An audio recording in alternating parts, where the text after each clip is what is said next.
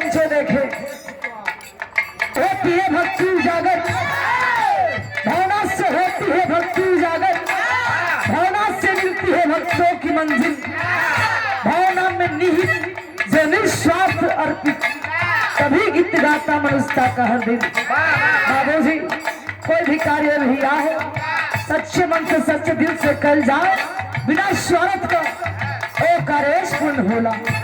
कहना ये धम्मन का पुकार है, हे माई सबका नजर हमरे रहा, कि लड़किया का गाई का बजाई। कहना है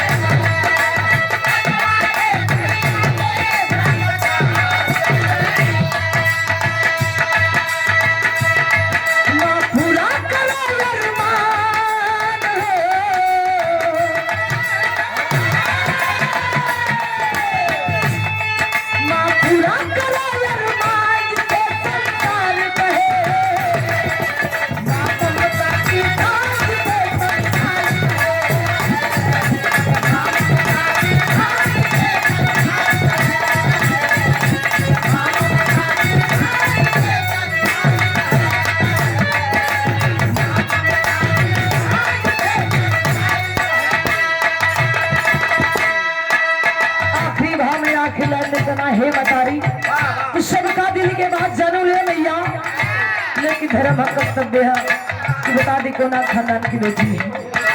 कहना है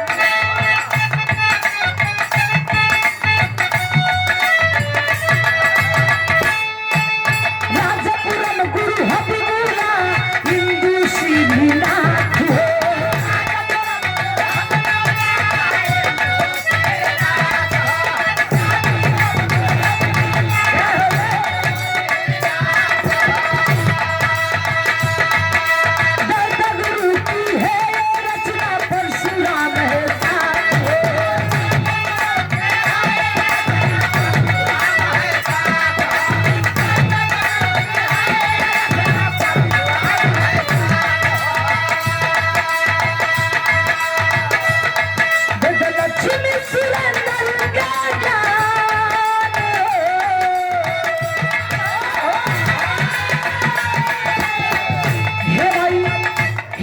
सब लोग पूजा पाठ करेला, धन दौलत रुपया पैसा महला तारी मांगेला, हीरा जवाहरात मांगेला।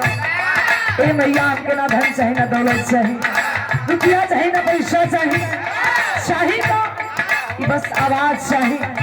भैया बाबू लोग के बीच में गाली बजा ली, हमरा खतरी का हमारा आवाज ही धन दौलत हमारी, यह लड़की मांगे